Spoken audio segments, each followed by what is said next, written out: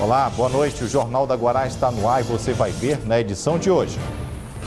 Após treinamento com o Corpo de Bombeiros, brigadistas do Maranhão seguem para a região norte para ajudar no controle das queimadas no território da Amazônia Legal.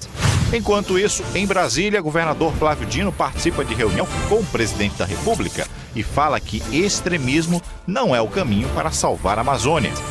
Veja ainda, comitê é formado na Assembleia Legislativa para garantir debate sobre a preservação de rios maranhenses. Em tempos de debate sobre o plano diretor, vamos saber o que prevê a lei de zoneamento sobre a altura dos prédios na capital. Debate envolve defensores de novas medidas e ambientalistas. Está devendo o FIES? Saiba o que o estudante pode fazer para sair da lista de inadimplentes. Renegociação é o caminho. Na economia, a boa notícia da recuperação da construção civil.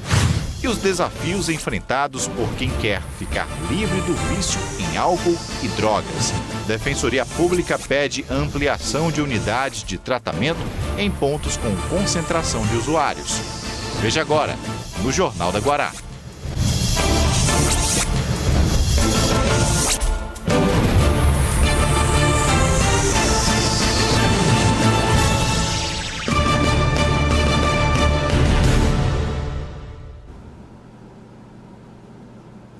Tema de interesse fundamental para a cidade. São Luís está discutindo o plano diretor que, conforme sua aprovação, mudará em muito o visual da cidade. Essas discussões devem andar em consonância com a lei de zoneamento, que também é um instrumento que pode provocar sérios impactos na capital maranhense, como, por exemplo, na altura de prédios, na quantidade de andares. Propostas que estão sendo discutidas devem levar em consideração não só o paisagismo, mas também questões ambientais, como nos mostra a reportagem de João Carvalho Júnior. Uma visão panorâmica de São Luís. Estamos no Calhau, mas daqui conseguimos ver com muita tranquilidade diversos bairros da cidade e até mesmo a zona portuária. O prédio mais alto da capital no momento pode não ser mais o único dentro de alguns anos. Tudo vai depender das discussões do Plano Diretor de São Luís. Atualmente, se discute o zoneamento, com uma boa definição das áreas urbana, rural e industrial. Quando chegar para a divisão de cada uma dessas zonas, os detalhes serão maiores. E as discussões também. Um dos temas a serem tratados será a verticalização. Para você entender bem o que estamos falando, verticalização é o nome que se dá ao processo de crescimento das cidades para cima, ou seja, a construção de prédios com andares. No geral, a média de andares nos edifícios mais altos é de 15. Média que deve aumentar em poucos anos. Ideia que é defendida como o futuro do qual não se pode fugir. Verticalizar é um caminho natural para poder se otimizar os recursos da cidade, os recursos de infraestrutura. Então você vê saneamento, rede elétrica, pavimentação. Tudo isso é beneficiado quando verticaliza. Você também agrega valor ao imóvel. Você pode dar mais subsídio à estrutura de acesso e tudo mais. Nós temos hoje uma situação em que estamos com o projeto do plano diretor na Câmara para aprovação. O plano diretor hoje não envolve a lei de zoneamento. Ele envolve uma lei de zoneamento macro. Então ele vai estabelecer o que é zona rural, o que é zona industrial, o que é zona urbana. A lei de zoneamento é que vai definir aonde se pode construir 15, 20, 30 pavimentos. Isso ainda não está sendo discutido. Segundo o diretor de urbanismo da Associação das Empresas do Mercado Imobiliário, um dos benefícios da verticalização é a possibilidade de se deslocar menos em busca de serviços. A gente trabalha pensando na cidade, para o melhor da cidade, para o desenvolvimento da cidade. Como que ela vai crescer de maneira sustentável, de maneira que tenha acessibilidade viável para todos os cidadãos moradores de São Luís. Este professor doutor do Departamento de Geociência da UFMA concorda que a verticalização é inevitável, mas diz que é preciso entender as consequências que ela pode trazer. Entre elas, a mudança na sensação térmica. O professor fez uma pesquisa que serviu como tese na defesa do doutorado, onde mostra como os ventos chegam em determinados pontos da cidade. Os locais estudados foram a Avenida Litorânea e o centro da capital. O que se percebeu é que o vento na área litorânea é muito maior que na região central. É preciso também planejar corretamente. Você tem áreas que não aceitam gabaritos, prédios muito altos, e em outras áreas é permitido, é aceitável até você construir prédios mais elevados, sempre levando em conta a questão do impacto que isso vai causar. Então, o que precisa necessariamente é que haja um estudo adequado para saber se é permitido dentro daquela área, daquele zoneamento, o tamanho do gabarito dos prédios, para que não cause os impactos, tantos impactos, porque vai causar algum impacto, mas que tente se minimizar e planejar isso de forma adequada. A preocupação com questões ambientais é fundamental para o desenvolvimento do Estado e a garantia da preservação das espécies nativas da nossa fauna e flora. Nesta terça-feira, na Assembleia Legislativa, foi implantado o Fórum Estadual de Comitês de Bacias Hidrográficas. Pretende ampliar os debates sobre este assunto. Vamos conversar agora com a vice-coordenadora do Fórum Nacional da Sociedade Civil nos Comitês de Bacias Hidrográficas, Tereza Cristina Pereira Castro, e o Saulo Aroche, que representa a Comissão Pré-Comitê da Bacia do Rio Turiaçu, que também é secretário do Meio Ambiente do município de Santa Helena. Boa noite, senhores. Sejam bem-vindos. Senhora Tereza, que a gente já houve uma discussão aqui acerca do assunto. A senhora retorna agora com uma nova informação e positiva. O que falar, portanto, da instalação deste fórum, como foi esse grupo de trabalho, como foram desenrolados os acontecimentos nessa manhã de hoje? Na verdade, mais uma vez estamos aqui na TV Guará, que como sempre abre espaço para nós, importantíssima a participação de vocês, profissionais da imprensa, ajudando a esse trabalho, né? Bom, hoje foi um dia de trabalho intensos, né? Foi instalado o Fórum de Comitês do Estado do Maranhão, mais uma etapa, né? Mais um desafio, principalmente dentro desse cenário nacional que nós estamos vivendo, né? Um cenário onde de todos os princípios e paradigmas da Lei das Águas estão sendo questionados, estão sendo derrubados, né? Então, a gente vê com importância esse momento de criação do fórum, que os comitês passam a ganhar mais força política, né, para até ajudar a fazer esse enfrentamento a nível nacional, que é um desafio muito grande que nós estamos vivendo, que todos nós brasileiros estamos vivendo nos dias de hoje. Bom, eu estou também com o Saulo Aroche, como eu disse ainda há pouco, secretário municipal de Santa Helena, faz parte de um eixo importante que contribui muito para o nosso Maranhão.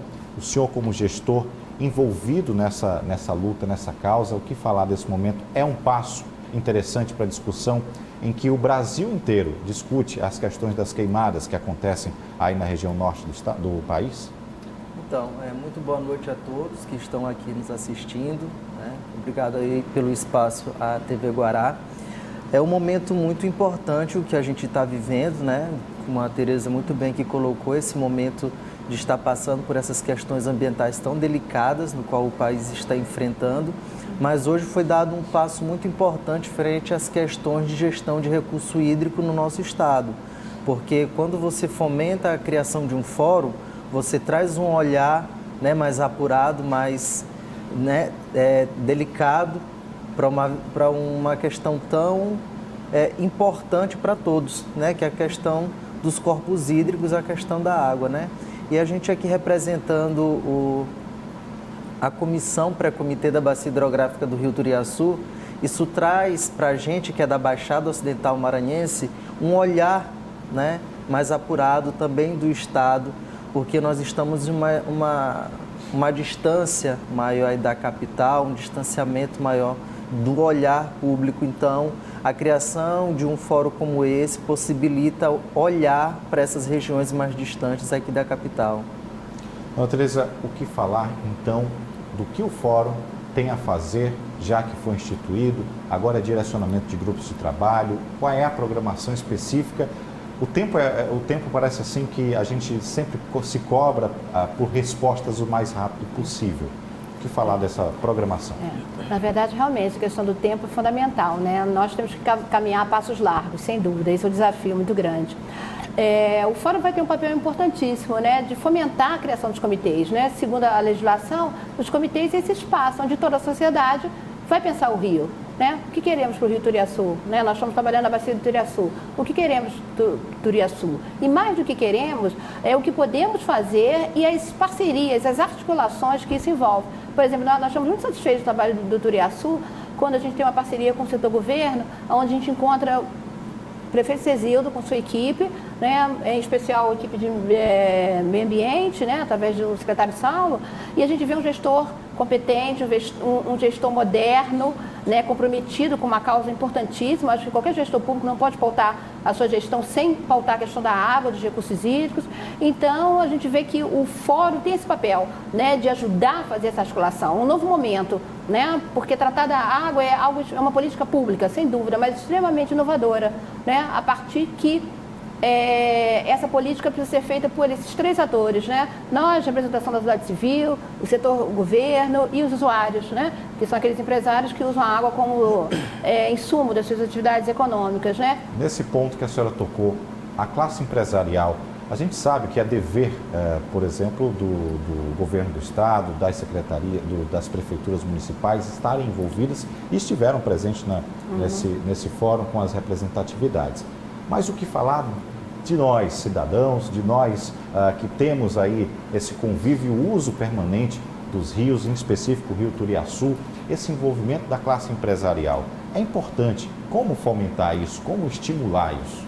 Olha, é muito interessante a participação dos usuários. Eu sempre digo que a gente teve sempre uma fina articulação com os usuários, né? Até porque são todos homens e mulheres antenados com os novos paradigmas do século XXI, e a água é um desses paradigmas, sem dúvida.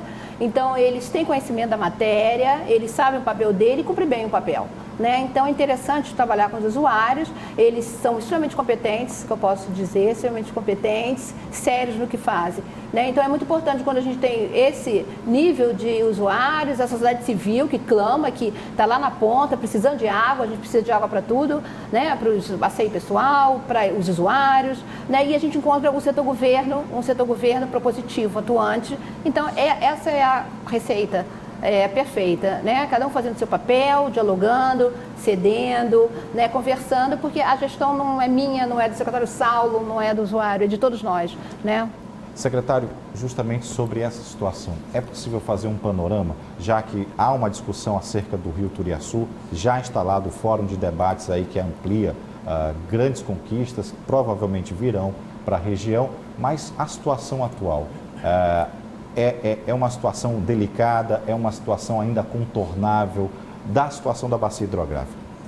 O olhar que a gente tem, quando a gente parte para uma visão mais técnica, a gente vê que a região, ela de fato ainda precisa de um olhar mais apurado, porque toda essa região da bacia hidrográfica do Rio Turiaçu, ela está dentro de uma área de conservação, que é a APA da Baixada Maranhense, que foi criada lá em 1991, que essa área, ela é uma área de sítio Ramsar, que são áreas alagadas, mais ou menos como o Pantanal Mato Grossense. E o estado do Maranhão é o único estado que possui 3 sítios Ramsar, e na Baixada Maranhense, a APA da Baixada é um deles. E a gente consegue observar que, além disso tudo, nós ainda estamos também dentro do bioma da Amazônia, que está passando por toda essa situação, e ainda temos 2 sítios arqueológicos dentro dessa área. Então, o que a gente consegue ver é que ainda, de fato, precisam mais estudos, precisa de um olhar mais técnico, mais apurado para essa área, porque envolve 16 municípios. Então, a gente tem um conglomerado de situações que precisam ser trabalhadas, principalmente na questão aí de invasão de áreas que são de domínio público, e a gente tem cercamento dessas áreas alagadas, a gente tem cercamento desses sítios arqueológicos, a gente tem destruição das matas ciliares, tem esgoto sendo jogado no rio, tem lixo sendo jogado no rio. Então, a gente consegue fazer um panorama de que, de fato, ainda precisam ter mecanismos, né, junto com os municípios e o Estado, para que, de fato, possa haver uma costura dessas informações e, de fato, começar a trabalhar uma política mais séria frente à questão dos recursos hídricos, porque engloba várias problemáticas. Secretário Saulo Aroche, secretário do Meio Ambiente do município de Santa Helena, também aqui representa essa comissão do pré-comitê da Bacia do Rio Turiaçu, que já está instalado, portanto, fora estadual. Agradecendo a doutora Tereza Cristina Pereira Castro aqui conosco. Muito obrigado. O espaço da TV Guará, o Jornal da Guará vai estar acompanhando essas discussões e espero vocês por uma próxima rodada de conversa. Muito obrigado. Muito obrigada. Obrigado. Bem, a seguir, o envio de tropas do Exército para conter os incêndios florestais na área da Amazônia Legal e a reunião entre o governador Flávio Dino e o presidente Jair Bolsonaro para garantir medidas efetivas de preservação. Agora são 6 horas e 48 minutos.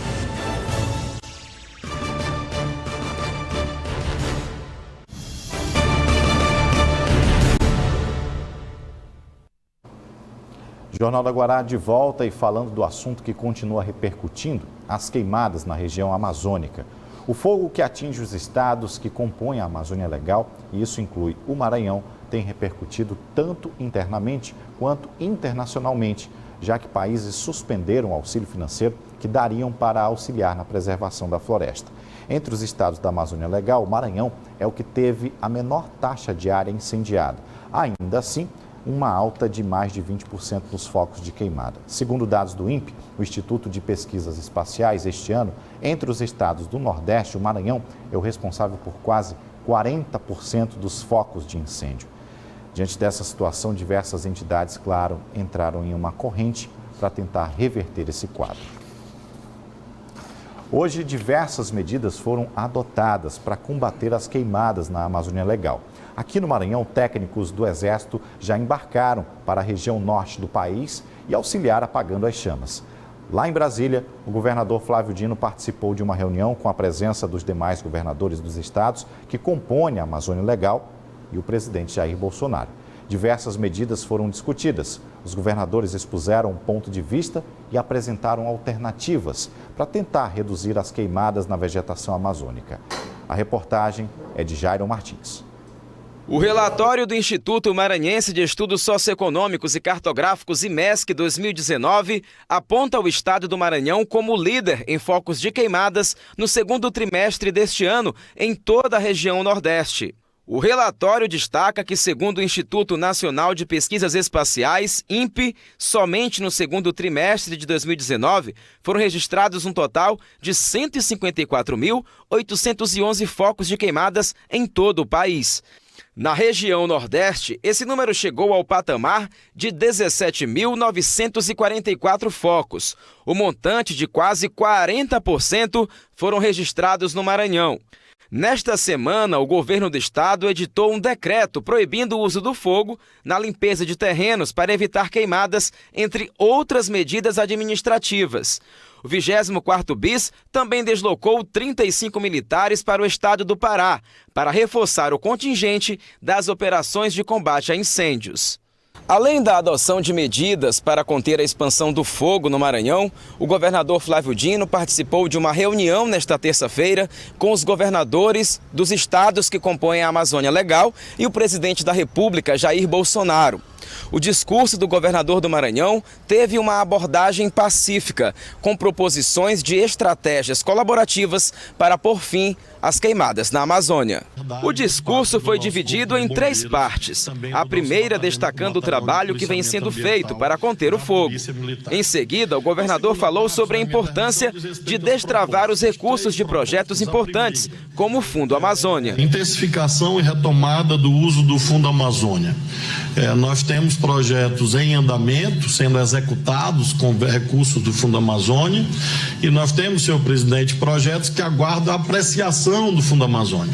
Um, no caso do Maranhão, se refere exatamente ao combate, à prevenção e combate a incêndios florestais. Nós temos um projeto lá, no valor de 33 milhões de reais, que pende de apreciação junto aos órgãos deliberativos do Fundo Amazônia, e isso poderia viabilizar a aquisição de equipamentos de grande importância para emprego por parte do nosso contingente estadual e também, claro, em regime de parceria com as Forças Armadas. Em sua segunda ponderação, cobrou um programa de regularização fundiária e assistência técnica para a Amazônia Legal. A importância de um programa de cooperação, de regularização fundiária e assistência técnica. O governador Helder acaba de demonstrar detalhadamente como é possível, mediante ações normativas e, sobretudo, administrativas, garantir o bom uso do solo na Amazônia, sem que haja nenhum tipo de discurso de terrorismo antiambiental, que de fato não é sequer necessário e pode ser nocivo, inclusive, ao povo brasileiro e aos interesses do Brasil. Por fim, pediu moderação quanto aos discursos voltados para ONGs e também nas relações internacionais, para evitar sanções. Nós não podemos dizer que as ONGs são inimigas do Brasil, quer dizer, não adianta, não será tocando fogo nas ONGs que nós vamos salvar a Amazônia. É preciso sempre distinguir entidades da maior seriedade que atuam no Brasil há muitas décadas, universidades, institutos, igrejas, que podem ajudar a proteger a Amazônia brasileira. No mesmo sentido da cooperação, finalmente, destaca o papel dos povos indígenas. Eles são brasileiros e brasileiras, são detentores de direitos que devem ser respeitados, que estão inscritos na Constituição e que, portanto, não podem ser ignorados por nós que aqui estamos. A seguir, está com dívidas? Saiba como renegociá-las. No próximo bloco a gente informa para você. Agora são 6 horas e 57 minutos.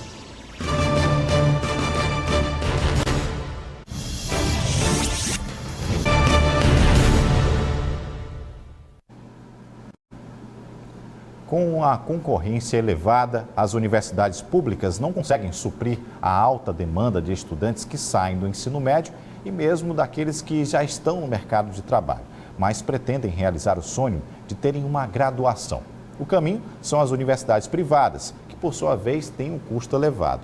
Há programas governamentais que custeiam esse estudo, como o FIES, só que depois de formado, o estudante tem que pagar o governo que financiou esse aprendizado. E o problema está justamente aí. Em crise, nem sempre esse estudante tem dinheiro para fazer o pagamento e acaba ficando com o nome sujo enquanto não quitar o débito. Há 2 anos, Rafael concluiu o curso de jornalismo com a ajuda do financiamento estudantil FIES. Mas agora a dificuldade é pagar as parcelas restantes, sem contar com as que estão atrasadas desde 2017, que sozinhas somam pouco mais de R$5 mil. Ficou um pouco complicado para mim porque eu deixei atrasar algumas parcelas, né? E de certa forma acabou virando uma bola de neve. E agora eu estou com um pouco de dificuldade para iniciar esse pagamento, né? Vou entrar em uma renegociação com o banco, mas isso não deixa de não dar uma dificuldade para a gente que fora as nossas contas do dia a dia, dos meses normais, a gente tem mais um débito como esse para quitar.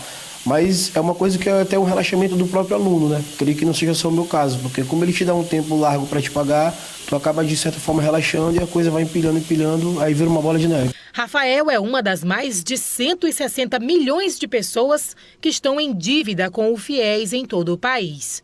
A capital São Luís está entre os municípios com o maior número de inadimplentes. Dados do Fundo Nacional de Desenvolvimento da Educação revelaram que mais da metade dos estudantes que usaram o FIES para pagar a faculdade estão em débito com o financiamento. A dívida acumulada com esses acordos já ultrapassa a marca dos R$13 bilhões, considerado um recorde na história do FNDE em 20 anos de existência. Eu acho que esse índice alto de inadimplência quanto ao FIES, é por falta realmente de emprego, a empregabilidade, né? Porque o aluno que teve acesso a esse financiamento, ele teve 18 meses após formado de carência, onde ele paga somente uma parte do juro, de R$50 a R$150, e depois ele vai começar a pagar em até três vezes o total do curso dele, essas parcelas. E aí é uma questão de falta de oportunidade de empregabilidade para poder manter essas prestações que ele está em atraso com o FIES. A solução encontrada pelo jornalista foi refinanciar a dívida. A medida inédita foi anunciada em abril deste ano pelo Fundo Nacional de Desenvolvimento da Educação para reduzir o índice de inadimplência. Eu vou aproveitar aí essa renegociação para começar a quitar o meu débito, pagar o que eu já estava devendo e continuar dando seguimento às parcelas normais e sair desse sufoco aí para ficar tranquilo.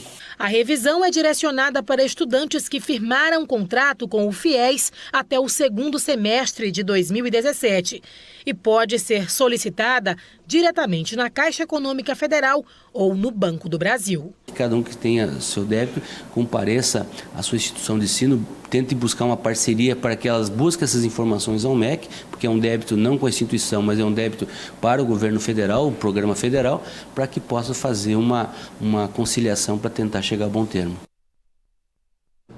Então, pelo menos 2 universidades abriram espaço para os estudantes renegociarem suas dívidas no balcão de negociação.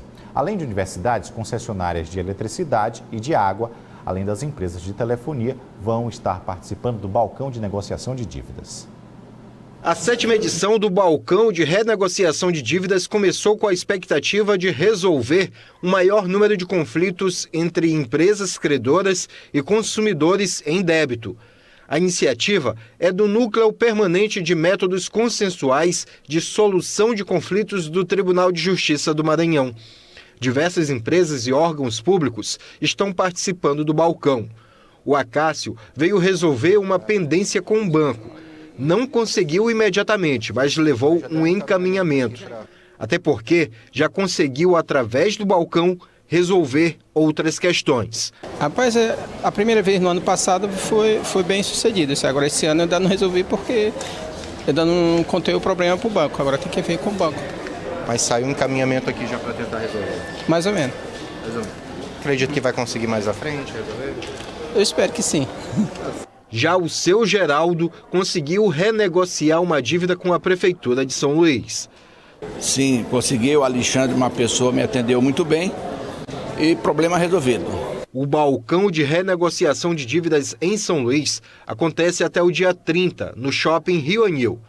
De acordo com dados oficiais divulgados, as 10 edições anteriores do balcão registraram a marca de 25 mil atendimentos, onde 47 milhões de reais em débitos originais resultaram em 29 milhões de reais em débitos renegociados, com uma média de descontos de 37,5%.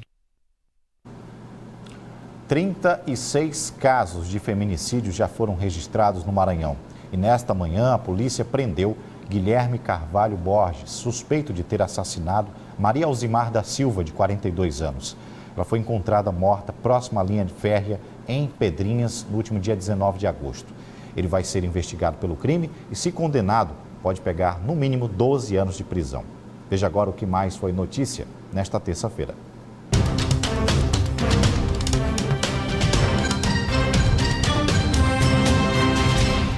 Um dos acessos da Avenida Litorânea, em São Luís, por alguns momentos ficou bloqueado. Um acidente de trânsito envolvendo 2 veículos travou o trecho na região. O cruzamento possui um semáforo. Segundo motoristas, funciona de forma precária. Não possui o dispositivo de forma clara para todos os ocupantes das vias. Sobre o acidente, apenas danos materiais envolvendo veículos de passeio. O setor da construção civil registrou, pelo 2º mês consecutivo, números positivos no Maranhão. Os dados do Cadastro Geral de Empregados e Desempregados, o CAGED, divulgados pela Secretaria Especial de Previdência e Trabalho do Ministério da Economia, mostram que a construção civil gerou 656 novos postos de trabalho, resultado de 2.176 admissões e 1.520 demissões. Em 2 meses, o setor da construção civil gerou 1.539 novos postos de trabalho em todo o Maranhão. Depois do intervalo, você vai ver que medidas estão sendo propostas pela Defensoria Pública do Maranhão para auxiliar usuários de álcool e drogas em São Luís. Agora são 7h08. Fique com a Tábua de Marés para amanhã.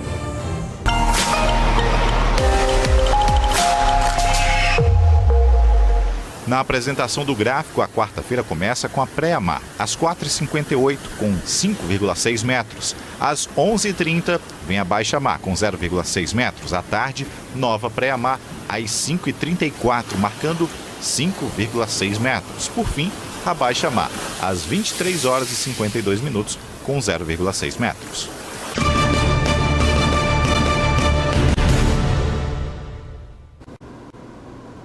A Defensoria Pública do Maranhão anunciou que vai ampliar o serviço de plantão psicológico que é disponibilizado na entidade. Agora vão ser por 2 dias na semana, às terças e quintas. O serviço é gratuito e a iniciativa faz parte do projeto Plantão Psicológico Centrado na Pessoa, democratizando o acesso público à psicologia. Os atendimentos clínicos de urgência psicológica são realizados por psicólogos voluntários desse projeto e estudantes extensionistas do curso de psicologia da UFMA, sob a supervisão técnica do psicólogo. O atendimento é das 8 da manhã às 11h30. E uma ação da Defensoria Pública Estadual está propondo um prazo de 6 meses para que Estado e município instalem unidades de atendimento para usuários de drogas em São Luís. A medida foi pensada para ampliar o atendimento que é necessário, devido ao aumento no número de pessoas que precisam de aconselhamento vítimas do excesso de álcool e drogas. O Renato é um dos pacientes do CAPS-AD, um centro de atenção voltado às pessoas que são dependentes de álcool e drogas. Há 5 meses, ele vem até aqui 2 vezes na semana, como forma de fugir e abandonar de vez o vício do álcool. Eu estou sendo bem tratado aqui, já aprendi várias artes aqui, como por exemplo, fazer essas artezinhas. E fora outras coisas, eu faço origami também, trabalho com origami. O CAPS-AD estadual é uma espécie de válvula de escape para quem quer enfrentar o desafio de largar as drogas. Mas essa válvula está inchada e já não suporta mais o volume de atendimentos feitos atualmente. O crack, ele de 7, 8 anos para cá, ele fez com que a demanda praticamente triplicasse de pessoas usuárias de droga que desenvolveram a dependência química, ou seja, que precisavam de imediato de assistência. Essa carência de centros de atenção psicossocial levou a Defensoria Pública a ingressar com uma ação civil pública contra Estado e município. A ação é bem específica, diz que é necessário ampliar a rede para que mais dependentes químicos possam ser atendidos e que esse atendimento seja de melhor qualidade. E diz mais: é necessário implantar os centros de atenção psicossocial do tipo 4, pois somente esse tipo permite internação. Segundo o defensor responsável pela ação, são necessárias, no mínimo, 2 novas unidades do CAPS-AD tipo 4. Uma normativa do Ministério da Saúde de 2017 diz que, a cada 500 mil habitantes, o município deve criar uma unidade do CAPS-AD 4. A Defensoria instaurou um procedimento interno, nós resolvemos ouvir as secretarias de saúde, de Estado, do município, requisitando informações sobre como estava a instalação dessa rede e verificamos que esses CAPs não estão instalados ainda e parece que o único meio que encontramos foi entrar com essa ação pela via judicial, chamarmos os gestores do SUS, os gestores públicos, já que a obrigação é solidária, que chama, ou seja, é dos dois níveis ao mesmo tempo, chamar esses gestores para sentar na mesa com o juiz, com os outros órgãos, para a gente estabelecer um projeto de implantação. Pela ação da Defensoria Pública, Estado e município têm um prazo de 180 dias para instalar e colocar em funcionamento as 2 unidades do CAPS-AD 4. E estas unidades devem funcionar nas proximidades de pontos de uso de drogas e bocas de fumo. O diretor do CAPS-AD 2, o único existente em São Luís até hoje, diz que essa descentralização das unidades é o atalho mais curto para o tratamento de dependentes químicos, já que se instala no coração do problema. Daí, o número de depoimentos, como o que você vai ver agora, só tende a aumentar. Se fosse para mim ficar só aqui, acho que não iria me ajudar, mas como eu tenho a terapia ocupacional, o tempo passa rápido e eu estou aprendendo mais uma uma profissão, uma função, né? Outras notícias no portal Guará.com, você fica com os analistas que recebe hoje o deputado estadual Duarte Júnior. O Jornal da Guará volta amanhã. A todos uma excelente noite e até lá. TV Guará, o seu canal com o Maranhão.